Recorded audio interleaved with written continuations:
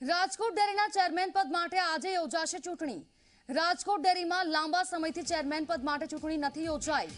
11 વાગે યોજાશે ડેરીના ચેરમેન પદ માટે ચૂંટણી। ગોરધનભાઈ ધામેલિયાને ચેરમેન પદ પર સર્વાનુમતે જાહેર કરવામાં આવશે। કમિટીના 14 સભ્યો દ્વારા ચેરમેન પદ પર ગોરધનભાઈને ચૂંટવામાં આવશે। મહત્વનું છે કે ગોરધન ધામેલિયાની બિનહરીફ વરણી કરવામાં આવશે। 17 વર્ષ સુધી ડેરીના ચેરમેન પદ પર કાર્યરત રહ્યા છે ગોવિંદભાઈ રાણપરિયા।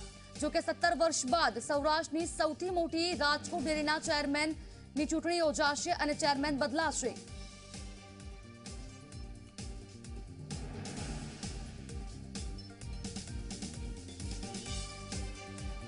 રાજકોટ ડેરીના ચેરમેન પદ માટે આજે ચૂંટણી થવાની છે, ત્યારે આપણી સાથે ચેરમેન ગોવિંદભાઈ રાણપરિયા છે, તેમની સાથે વાત કરીશું। ગોવિંદભાઈ, જે પ્રકારે ખૂબ લાંબા સમય સુધી આપના દ્વારા છે તે ચેરમેન પદ તરીકે આ ડેરીનું સંચાલન કરવામાં આવ્યું છે, આજે ચૂંટણી થવાની છે, કઈ રીતની આખી પ્રક્રિયા રહેશે અને કેટલા લોકોનું મતદાન રહેશે, શું આખી કાર્યવાહી?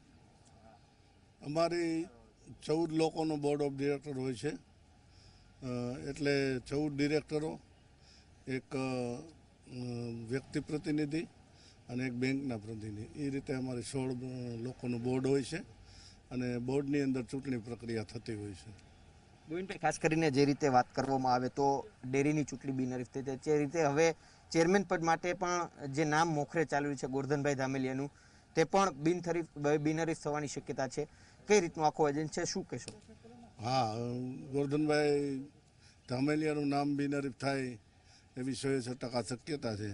અમારા સહકારી નેતા જયેશભાઈ રાદડિયાના નેતૃત્વમાં આ ચૂંટણી લડાણી છે અને અત્યારે સહકારી પ્રવૃત્તિ નેતૃત્વ કરી રહ્યા છે અને એમના આદેશ મુજબ ગોરધનભાઈ ધામેલિયા સર્વાનુમતે ચેરમેન પદે ચૂંટાય એવી શક્યતા છે।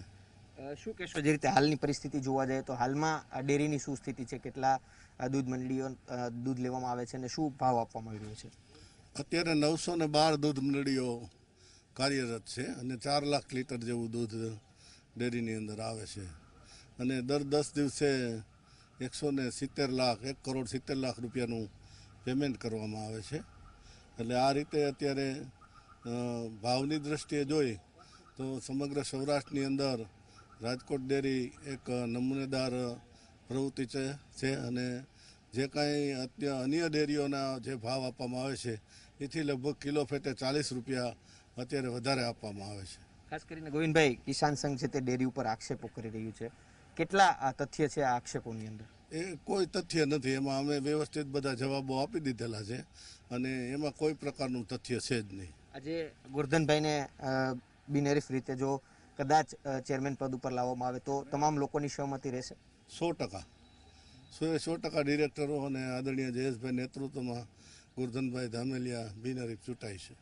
ચોક્કસથી તો આ હતા જે ગોવિંદભાઈ રાણપરિયા કે જેઓનું કહેવું છે કે જે પ્રકારે 14 લોકોની જે આખી બોર્ડ હોય છે ને તેમના દ્વારા છે તે આજે 11 વાગે છે તે વિધિવત રીતે છે તે આજે ગોરધનભાઈ ધામેલિયાને છે તે ચેરમેન પદ ઉપર છે તે બિનહરીફ રીતે ચૂંટાવવામાં આવે તેવી શક્યતા જોવા મળી છે। રાજકોટ ડેરીની ચૂંટણી છે તે પણ બિનહરીફ છે અને ત્યારબાદ હવે ચેરમેન પદ માટે પણ બિનહરીફ રીતે છે તે નામ છે તે સર્વાનુમતે છે તે ગોરધનભાઈ ધામેલિયાનું જાહેર કરવામાં આવે તેવી પૂરી શક્યતા જોવા મળી છે અને હાલમાં રાજકોટ ડેરી છે તે અન્ય ડેરી કરતાં સૌરાષ્ટ્રમાં જે પશુપાલકો છે તેમને કિલો ફેટે 40 રૂપિયા જેટલો વધારો છે તે આપતી હોવાનું પણ નિવેદન આપ્યું છે અને 912 જેટલી દૂધ મંડળીઓ છે તે અત્યારે હાલમાં રાજકોટ ડેરીની અંદર છે તે દૂધ મોકલી રહી છે અને તેમાં પણ આગામી દિવસોની અંદર હજુ પણ સારું સુશાસન થાય તે માટેના પ્રયત્નો તમામ લોકો દ્વારા કરવામાં આવે તેવી પણ ખાતરી છે તે આપવામાં આવી રહી છે।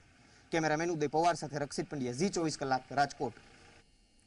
તો આ હતા અત્યાર સુધીના સમાચારો અને મહત્વની ખબરો માટે આપ જોડાયેલા રહો ગુજરાતની નંબર 1 ન્યૂઝ ચેનલ ઝી 24 કલાક સાથે।